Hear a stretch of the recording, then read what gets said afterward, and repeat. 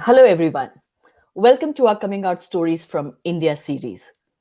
Coming out is a term primarily used in the LGBT community when a queer person shares about their sexual orientation, usually with friends and family. Nicola and I decided to launch these coming out stories from India to ensure we all work together in changing the current narrative. The last few years, since my own coming out, I have been looking for role models, positive ones in particular, stories that can help me in my own journey. Guess what? There was hardly any, and if at all, not in depth enough. There's a common thread running across the narratives. The journey has been very challenging for many of us. However, we also discovered that not all stories are that of pain, suffering, and trauma either. Our coming out stories from India started taking shape as we started discovering that we all need good role models to bring to our audience real people, real lived experiences, real stories, keeping in mind, however, the unique complexities of India. Hopefully, these stories will help pave the way for those who are in any phase of their coming out journeys. I'm Raga Olga De Silva, or Totally Out Now, as you know me. Our guest today is joining us all the way from down under, Australia. A recently published author, her story has many dimensions to it. From growing up in Kolkata to making her way to Australia, finding love, finding freedom, and living her truth. Please join me in welcoming Narissa Trindad. Narissa, hello. Hi, Raga. Lovely to be on this conversation with you. Thank you so much for having me. Wonderful to see you. And I really miss that part of the world. As you know, that we lived in New Zealand for many years. So Yeah, hopefully someday we will meet somewhere in that is person. the dream. Yes. So good. I'm so pleased to have you on a show because your story is very interesting, and I haven't read your book yet, which I aim to do soon. And it just kind of, but whatever I've seen online, the interactions you've had with me and your friends and family, I feel what an interesting journey. So let's start at the start, Nerissa. Tell me about your growing up years. How was it for you? And just set the scene for us. Sure, happy to. So, Raga, I was born, like you said, in Kolkata. Yeah, it used to be called Calcutta then. So I think I like to call it Calcutta. Back in the early 1980s. And I was born into a Christian family, of strong faith, into kind of a regular family setup. I was born into the Anglo-Indian community. For those that might not know what an Anglo-Indian community is, it's I think the easiest way to explain it is like my great great great ancestors were part British and part Indian. They got together many generations later. I arrived. So yeah, I was born into an Anglo-Indian family. You know, pretty kind of normal kind of family. Mum, dad, sister. I've got a younger sister, and growing up. Yeah, that's the one. Growing up, the early years that I remember, and I talk about this in the book as well. I was a very outgoing kid, Raga. I was like, very confident, very outgoing. I loved being, we used to have. I remember we used to go to this as part of church, this thing called Sunday school, and we would do like little plays and skits, and I would always be given like the main roles, and I'd be up in the front on stage, very outgoing. Like I didn't very carefree, full of fun. I didn't feel like there was anything different about me. That whole concept didn't exist. So childhood, as I remember it, was lovely. It was great. I was very playful. Like I say, my mom was pregnant, she always wanted a kid like Dennis the Menace, and she got me. So it was very much, So when yeah, you say very good child, childhood. so when you say childhood, you're talking about your formative years. You're talking about the first 10 years. Just talking even before that, maybe like till about 7, like maybe Okay. 5, 7, when I started going to school, then things slowly started changing. So did you go Um, to a co-ed school or an all-girls school? no, I went to an all-girls school, a convent, um, run by very strict Irish nuns. So, and I think school, Raga, for me was the first time I understood difference, because I think until you go into that kind of environment, when you're a kid in your home, as everyone celebrates you, irrespective of you being a bit different or not. You're a child, and everyone celebrates that. But I think once I started going into school, early on, I realized, we were not all the same. We were all quite different. And at that point, I realized that if those differences were seen as something that, the grown-ups and parents and teachers accepted, then it was celebrated. But if those differences were seen as something being out of the norm, then, that was not accepted. And that kind of I'm going to keep coming back to this, Narissa, because when you're talking about your 7 years old in school, and I'm sure you don't have this kind of thoughts, these thoughts. Right. These are thoughts that come to us in reflection. So my suggestion is put yourself back into that little child and tell me, how was it as a child? How did you feel things were different when you say? What does that Absolutely. mean? Absolutely, yeah. No, great question. Because, yes, as a kid, you don't have this. There's no understanding of, sexual orientation or even attraction. Like none of that exists, right? So if I talk about, very early on in school or even at home, it was things like how I wanted to present. So I very much loved to dress in shorts, in t-shirts. I was the kind. I wanted all like the high back sneakers, and I would be out on the field playing all the time. Whereas girls my age then would be, Barbie dolls were like this big thing. And I remember my sister having, like, she was fascinated with Barbie dolls, right? And I just couldn't wrap my head around why, like, what was so entertaining about that, I had a little He-Man, and I remember I used to run around with that little sword, and I used to shout, like, I have the power. And so it was subtle differences like this. And I'm not saying, playing with different toys necessarily indicates things, but it was more around the way I chose to present myself, in the clothes. And I think when you're a kid, I think that's the first signs of kind of, you wanting to be you. Yeah, so self-expression, right? Correct. We're talking about self-expression. And Absolutely. in that time, I'm just very curious to know that if you are the older sibling, and I'm sure your parents took you shopping, right? It's yeah. not that you went and bought a He-Man or a Barbie or shorts for yourself. You're a gender girl. That's right. Yeah. So did your parents encourage you, or did they fight it when you said, I want a He-Man instead of a Barbie doll, or that you wanted to buy shorts instead of a skirt, say? Yeah.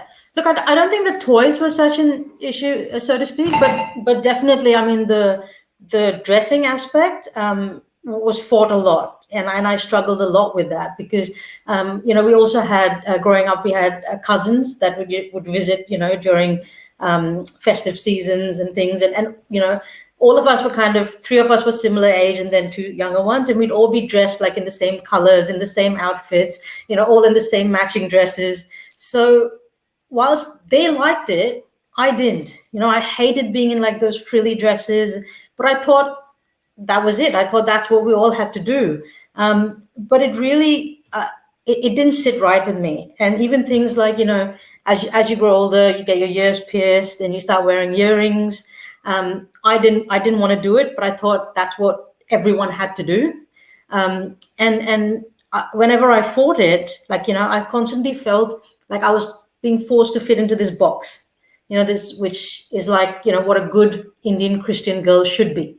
Or so I was told, that you have to constantly be fitting into this. And the more that I was pushed into that raga, the more they tried to make me fit in, the more I found that turmoil inside me, like struggling with that. I was like, why can't I just wear the shorts? Why can't I just, and I did to a certain extent, as much as possible.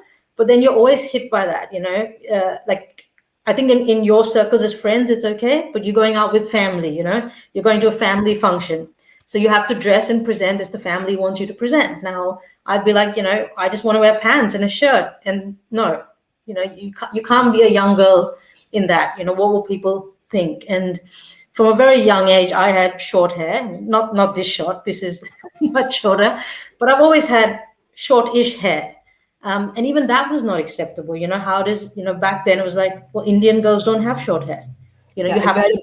You had a boy cut, right? Yeah. If you had a short hair, it was a boy cut. So you were taking on a boy's haircut. But tell me, I'm still interested in understanding about the feeling that you felt inside when you said that you started feeling that you were different.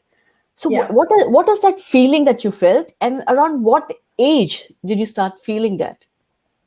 I think it was more towards kind of maybe like high school, when you start talking about crushes and, girls having, typically about kind of year 8, 9, kind of that age, kind of, yeah, high schoolish. And, you start having crushes on boys. And, I like guys, but I never like felt anything towards them, and I think when all of my friends started having these crushes, I was like, well, if I don't have one, then I'm not fitting into what should be happening for me. So then there was this guy that, I really got along with. So I thought, okay, maybe that is what it's supposed to feel like to have a crush. So I said, okay, I have a crush on this guy. But there was no real connection and back then you don't know, right? But now when you experience and you think back, you can see that the feelings were different, and it's hard to describe because you don't have a word back then, like the whole concept of being gay or attracted to same sex. At that age, it doesn't exist. But it's like, why am I feeling this? Why am I wanting to hang out with my girlfriends more than with the guys? Like if we all went out and the guys didn't show up, I'd be like, okay, big deal, they're not here. But I'd be really wanting to have my girlfriends there, like not girlfriends like we were partners, but the friends that were girls. So in ways like that, it started coming out.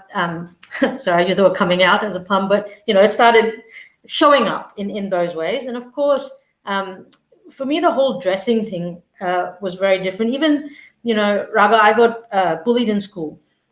I was bullied in school where, we talk about the term gay not being used or not knowing it. But when it came to bullying, it was a way that it could be used as a form of being attacked, because back then it was considered as, you couldn't be gay. It was something so illegal, so wrong.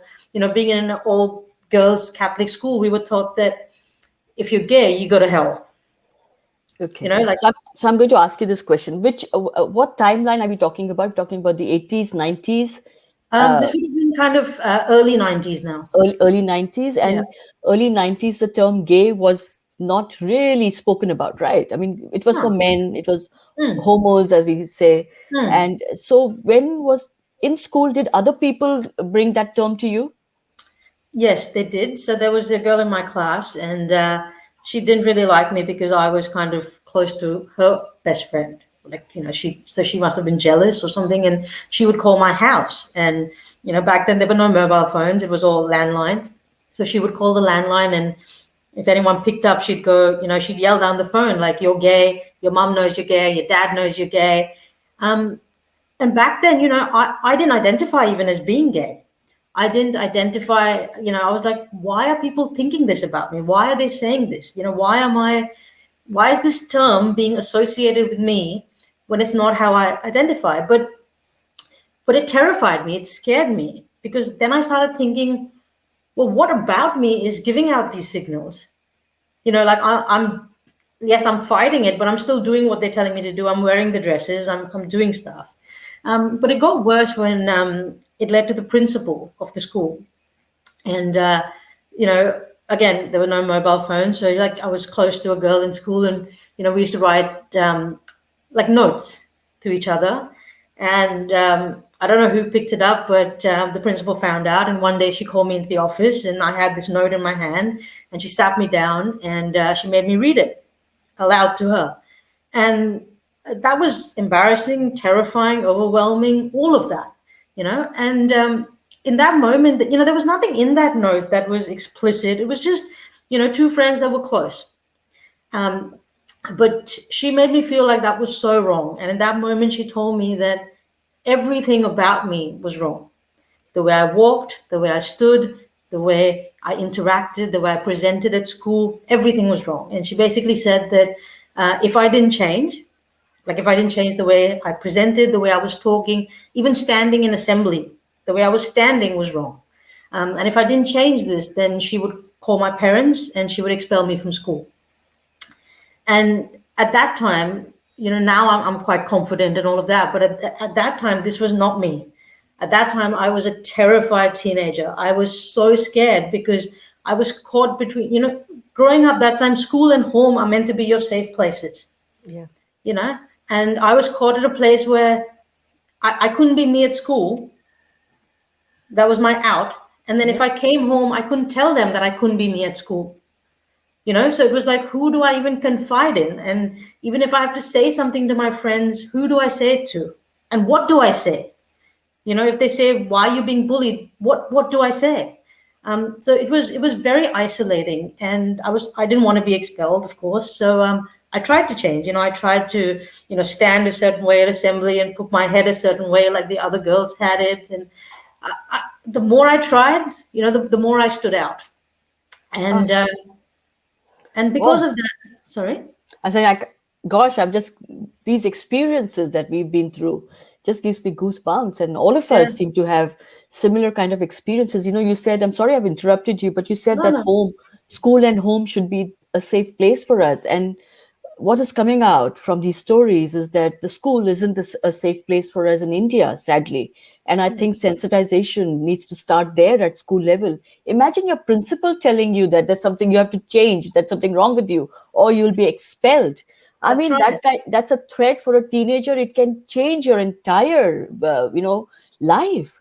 So tell me why you're going through this at school. And I understand that you're now struggling with your own self. Somebody else from the outside is telling you who you are, which you have not identified yourself with.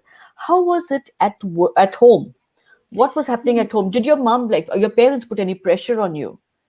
Look, my mom has always been my kind of support system, but I don't think she always let me express myself the way I did. When you say, when you went out shopping, were you allowed to buy stuff? I think my mom always wanted to, in some way, as much as she could at that time, support me.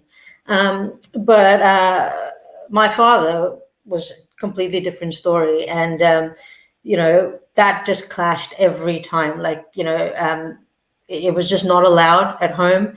And because of that, because he tried to suppress how I wanted to present, I would get more angry, he would get more angry, and it would just escalate every time. So home wasn't a place that I could share this with. It was a place I could hide. Like, so a lot of my teenagers I used to spend in my room with the lights off and just on my own, because I was like, it's better not to be seen and heard.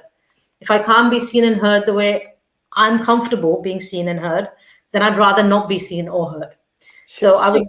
So your mother was all right with this. I mean, I won't say like she was accepting, didn't know, as mothers in India Yeah, do. They don't really talk about it. They observe, they will make certain comments, they will show their love through action, right? Or yeah, acceptance through action. What yeah. about your younger sibling at that time? Were you Well, able to speak with her? Did she, sorry, and also another question is, she went, I'm assuming, to the same school that you did. So was there a repercussion on her as well? yeah, I think our relationship, Raga, at that point really drifted apart. And I think, looking back now, obviously at that time I didn't really understand why, but as writing the book and reflecting, when you reflect back, as you would know, you realize. And I think growing up, I saw my sister as a reflection of everything I wasn't. She wasn't being penalized for the way she wanted to dress. She ticked all those boxes that I never ticked. Of no fault of hers.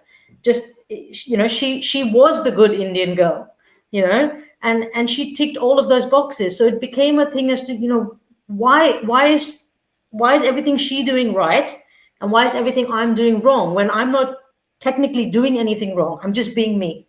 So our relationship was quite strained at that time. Like, it was very much a struggle. And because I feel really bad saying this, but because I was bullied through school and struggled so much, like, my anger and frustration got taken out on her because she was younger. So she So she you was the took only. it out. So you took it out on her, you think? Yeah, because my growing up years, Raga, I was really angry. I was really frustrated, and that's what people got to see. Because people often see what comes out outside. They don't see the inside struggle. So because the inside struggle was so much, it often came out as frustration, as anger, as all of this repressed feelings of not being able to talk came out as this rebellious kid, constantly angry, constantly fighting, constantly wanting to, break the rules, and, always in trouble, always grounded. So, you know, it was my only way to take that anger out, So we would have a lot of fights growing up, and she copped a lot of that, sadly, which I keep apologizing to her now every day for. I'm like, I'm so sorry. I was like that, but it was the only way out at that point. So at what time did you just look inwards and said, maybe this is who I am, and accept yourself? Oh, it didn't happen in India for me at all. It only happened years after I came to Australia. So I moved. So after undergrad, I came to Australia to do my postgrad. And I was in Australia, and I think Australia gave me the option to explore a little bit more of myself. But again, I was terrified of being me, because then I knew being me would mean all of this thing about being gay would be associated, right? So I went completely the other way, right? I started wearing all the dresses. I started wearing heels. I put on all the makeup. I did everything because I thought if I could change everything that everybody wanted to change around me, because if that's the only thing that I could associate that was wrong with me, right? So I said, if I change everything about me that has caused so much problem growing up, then surely I should be okay. So I did all of that. I went to all the parties. I put on all the heels, the makeup, the lipstick, the hair products, the earrings, everything. And inside, nothing changed. And it just kept getting worse. And this thing kept coming back to me, what is this? And I remember I was turning 30. And I was like, come on, this is I've lived like this for far too long. I need to address this. And that's when I went into like a whole kind of self-discovery process, and it was a very dark time. And, I could have gone down paths that probably I wouldn't have been here now today. Park that thought. I want to just come back to your undergrad years now. So you were in India, you did your undergrad in India, and all those years you suppressed these feelings because of the fear of what the word gay was and what people would say. Yeah. So I'd been with women in India, but of course, none of them would ever talk to me about it. In that moment when it existed, and then when it finished, it was never discussed. Okay, I'm sorry. I'm going to keep asking you these questions. I'm sorry to interrupt so much, Narissa. When you said you had been with women, I just want to understand that a little more. Were you meeting people for coffee? Or are you talking about an intimate relationship? Or are you talking about a relationship? Yeah. Look, if I think about it now, looking back, in my definition, absolutely, it was a relationship. It was a lot more than just being friends. It was a physical relationship, and I think the first one was not much, and then you keep moving as you get older. The physical. The amount you can be physical with someone kind of increases as you know more, right? As you get older. So, of course, relationships were there. Things happen. But in India, everything happens behind closed doors. You can be someone behind a closed door. And then when you open the door, you can be someone completely different, right? And you exist in two lives. And it seems so strange to me now when I look back that even being in that relationship with that person, when I look back now, of course it was a relationship, but even we didn't have the words to talk about it. Even we couldn't say to each other that this is what it means to be gay or to be attracted to the same person. And of course, then that person moved on into a heterosexual relationship, all of that. So that later Raga played on me as well to say, we've all done the same things and been in these same relationships, but they're all gone off and married in heterosexual relationships. So what is it about me that is not able to do that same thing? And I dated a guy as well when I was in India, because I thought, that's what we should do. Everyone's having boyfriends. I should have a boyfriend too. But he was just one of the nicest guys ever. And we would hang out all the time. And I thought, well, if we're hanging out all the time anyway, then may as well have him as my boyfriend. But it was never physical for me. Like, there was no physical attraction. Yes, we'd drive around in each other's cars. We'll hang out the whole time. We got on like really well. If he was here, like, I'd probably tie a Rakhi on him and be like, you can be my brother now. But so we really, really got along. But there was no physical attraction. So fast forward back to Australia when I was here. that's when I could kind of even, that's when I understood what it meant to be gay. In university, they had stuff going on. You go to Mardi Gras. I had a Mardi Gras parade, yeah. But my first Mardi Gras, again, the experience here, I was scared. I could not be me. And I was with a bunch of Indian friends at that time. And I said, if I'm here and if I kind of pretend to like this, then, they're gonna assume I'm gay. They're gonna think I'm gay. And back then, being gay was like, oh my God, like she's gay. It was like a big thing. It was never like, okay, do you want to talk about this? And, it was never seen like that. It was like being gay was like hot news, like gossip. So I was like, I don't, that's not me. I don't want to identify that. So I hid it for a long time until I couldn't hide it anymore, until I couldn't suppress this anymore, no matter what I did. And I said, well, I have to address it. And that's when I said, no, I've got to figure this out. And that's when I went on that really long journey of self-discovery, because I needed to know, Raga, at that point, that when I came out, when I said, this is who I am, even if everybody at that point rejected me, because that was entirely what I thought was going to happen, that if everybody rejected me at that point, then I needed to know that I could be okay with me, that I could love myself, that I could find space for myself. So, it was a long journey. And then I gave myself a personal milestone of turning 30. I was like, once you turn 30, you just have to do this. You have to do it. And again, I shut myself off from everything. My roommate at that time, flatmate at that time, thought like, I was really ill. Like, she thought, like, when I eventually came out to her, she was like, oh my God, I thought you had cancer or something. Like, it was because I'd completely shut down, wasn't talking to anyone. But finally I did it. I mustered up the courage. And even when deciding to come out, I had to think about who do I say this to? Now that I've figured it out, do I tell my mom? Do I tell my sister? Do I tell a friend? And eventually I told my sister. I picked up the phone. I mustered up the courage. I still remember standing on that balcony that day, terrified. I was like trembling. And I picked up the phone. I called her. She was luckily home that day. And I said, look, I have to tell you something. I don't know how you're going to react, but I just have to say it. And I just said, I'm gay. And as I said that, like it just, all this emotion rushed up, and I just felt like in that moment, I just felt like just liberated, like all this stuff that was sitting on me for like 30 years was like finally off. But I was still scared. I was like, what does her react? Like I've said it, but what's her reaction going to be? And she said, in that moment, she just said, I accept you. She said, I accept you.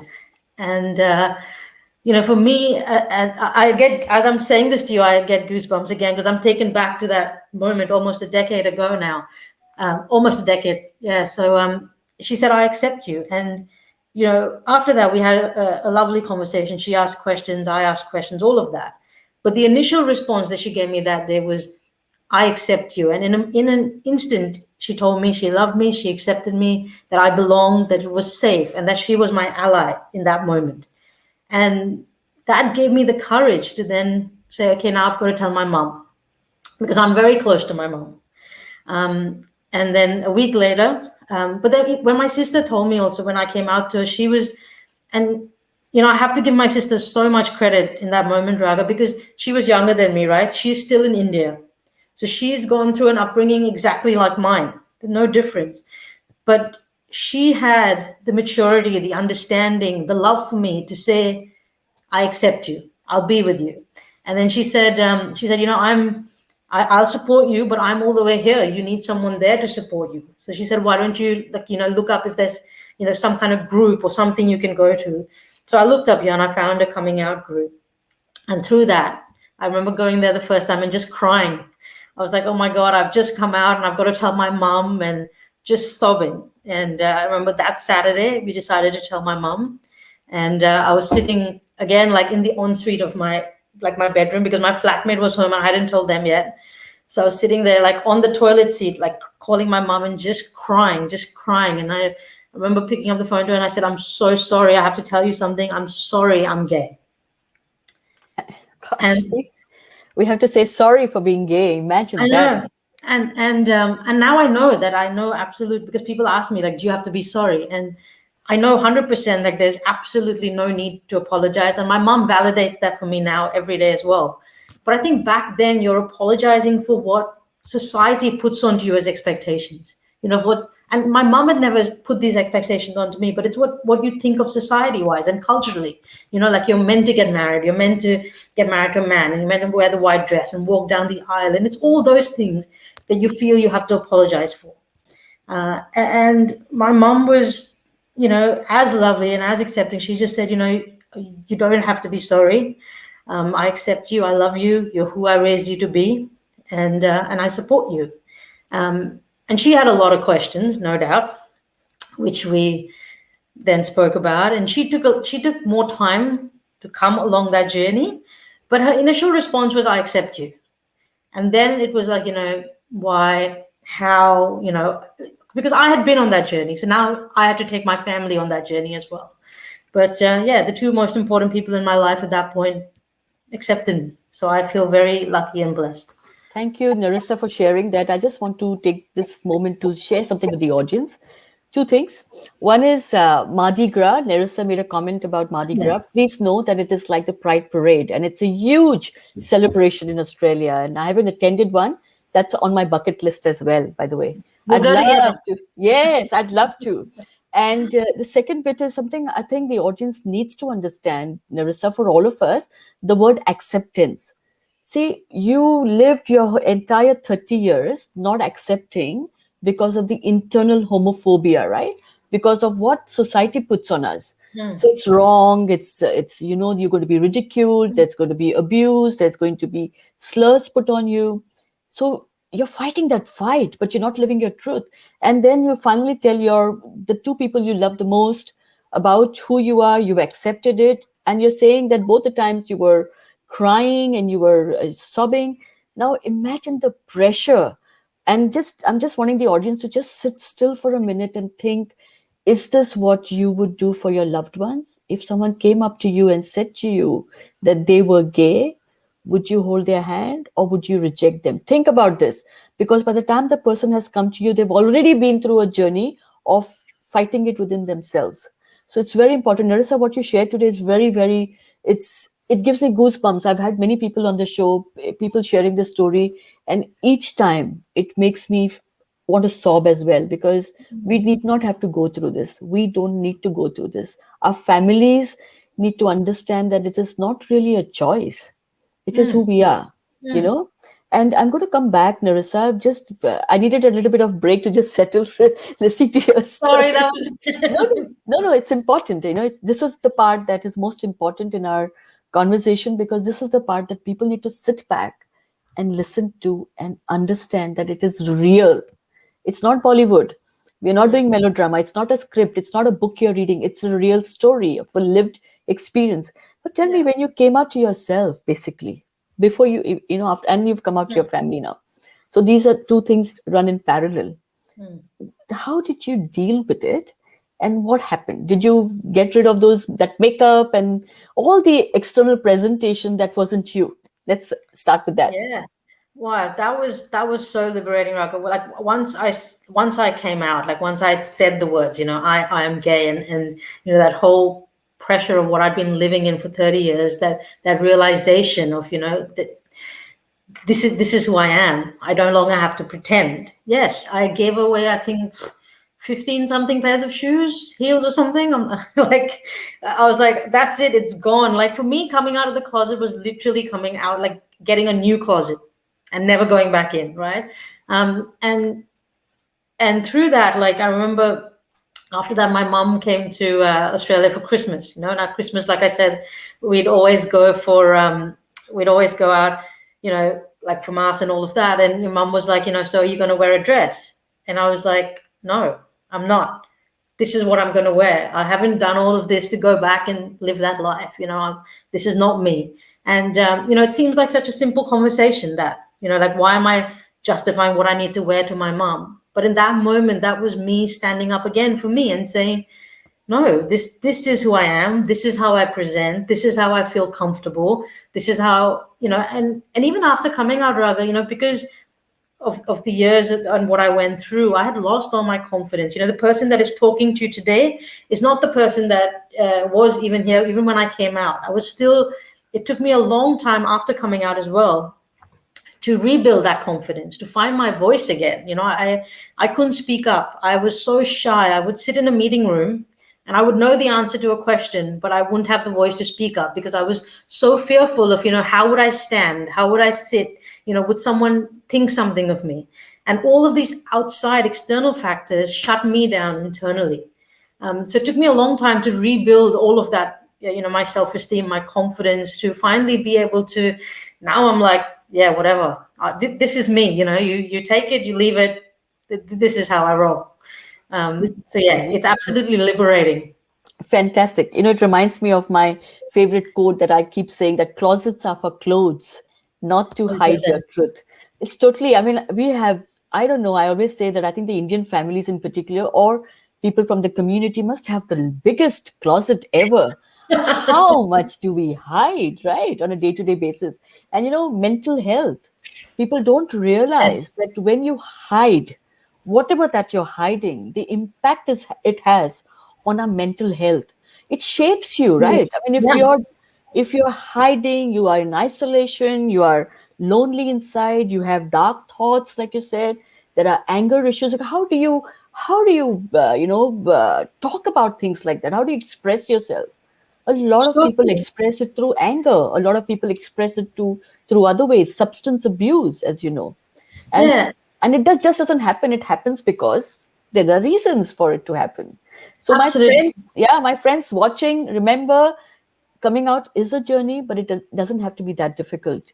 I'm an example. Narissa here is an example, and there are many other examples on our coming out stories on YouTube channel. Please subscribe. Please keep watching. Keep listening to these stories because they are powerful. It will help you in your own journey.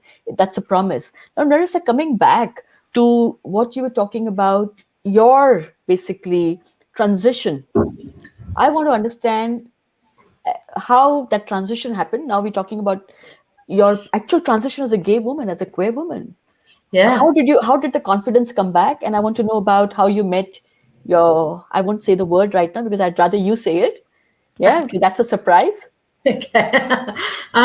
Yeah, a great question, Raga. And I think, for, different people, like you said, have different journeys and different stories. And, mine might not be the same as someone else's, but for me, it took a very long time. And, one of the things that you mentioned, that internal turmoil and me being so angry, like something that since coming up, people have noticed around me. And, my ex-flatmate told me first, she said, I feel you're no longer fighting with yourself.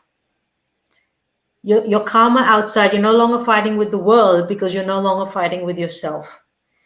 And it was that just that release that I don't have to be this other person that I don't fit with, I don't have anything in common with other than having the same heart and soul. Nothing about this is me. And even in the workplace, right, that's so important because the more we try to not be ourselves, we're taking away from even, we can't even concentrate at work because there's so much put into how I should not be. But since doing that, slowly I had to find my voice again. For me, like the initial part was just being myself. Now that I was me, then I had to build that self-belief. I had to break through all of those limiting beliefs because growing up, people had told me, you'll never be anything, you'll never achieve anything because of how you are, because of your nature. You'll never become anything. And I used to believe that. I used to be like, well, I'm not worth anything. I'm not going to become anything. I'm going to be a failure all my life. So those were all limiting beliefs that I had to challenge. And every time I'd do something, I'd achieve something, and I'd go, okay, I can do this, and I'll try something else. And so that fight in me, it was almost like this. It was like reborn inside. Now I was like, okay, everyone that told me I can't do something, I'm gonna do it. Like, bring it on now, right? And I think slowly that started to shift in me. And once you start living congruently, Raghav, whether that's however you identify, I think once we can live congruently with what we believe and our values, that just shifts. And that gives you confidence on its own. And then I was like, I have to back myself now. I have to, like, other people are not going to if I can't do it myself. So that's how that evolved. And then the second part was, how did I meet the mystery person. Well, you know how I said my sister told me to go to this coming out group. It used to be called the coming out group here. So through that coming out group, I met a group of friends, and some of my closest friends now are still from there. And one of those people that I met turned out to be my now wife. And through that, we used to hang out and stuff. And she told me that she liked me, but I was quite early on in my coming out journey at that time. And I was like, no, I'm not here to, be in a relationship or anything. I just need to be me first. So I played hard to get for a long time. But she didn't give up, and I'm so thankful that she chased me. And I thank her every day. I was like, thank you for not giving up on us, because she's now the love of my life. We were able to, that's her. We got married in Australia before the laws changed. We got married in 2017. We're still together now. What's it, about nine years? And it was so lovely having family there. My mom and sister at the wedding, her family there. I mean, that was one of the happiest days of my life, because, growing up so often, marriage, the concept, and you can't be Indian and not have a conversation around marriage at some point, right? And that's one of the other things that drove me to come out, because every card they'd say, when are you meeting Mr. Right? We're praying for you that you meet Mr. Right. And I'm like, I don't want Mr. Right. I don't even want Mr. Wrong. I don't want a Mr. But that the concept of marriage is always with a man. So I never thought that, I'd ever get married. So, getting married to my wife was one of the happiest days of my life, and being able to say, this is the person I love. This is who I want to be with, to walk down the aisle with her, to have friends and family acknowledge that. So your mom and sister attended the wedding, right? Yes. As we can see from, I'm sure we have a photo of it. But how was it? Was it awkward for you to tell them? Was it awkward for them to attend, or was it just smooth? And like my mom and my sister, since I've come out, have been my strongest allies. Like they are with me. In fact, my mom had all the tissues ready at the wedding. She absolutely loves my wife. Like, she's like, they get along. Like, I have to fight for space in between that. Like, she was like absolutely, supportive of everything. She came down earlier to, just kind of be part of that. The ceremony. She was part of the planning. She was, just there to celebrate. She was just like, it was just beautiful to have them there at the wedding, and to be, be part of it. And now, she's like, every anniversary she wishes us happy anniversary. Like, we're just a family now. Like, we've gone back to India, which was interesting. But we've gone back to India as well. And before we were married, after we were married. So how is that? So when you cross the border, first of all, when you cross the border, you're married in Australia. In India, there are no marriage rights, as you know. So what happens when you cross the border? Do you become single, or do you still stay married? Well, very interesting. So the first time when we went back, we were not married then, and all of our close friends knew, this is my partner. But when we'd go to bigger gatherings, and, I was like, well, let them think whatever, think she's my friend. It doesn't matter. I'm not like the people that I want to say it to, and they know. The people that don't know. But the second time when we went back, I was like, no, I'm just going, if anyone asks, she's my wife. Like, I'm not going to say she's my partner, like, or she's, my best friend. Like, we've come a long way to acknowledge the fact that this is now my wife. So if anyone wants to meet us and get introduced to us, I will be introducing her as my wife. If you don't want that introduction, then I'm happy not to meet. So that was my basis of going back the next time.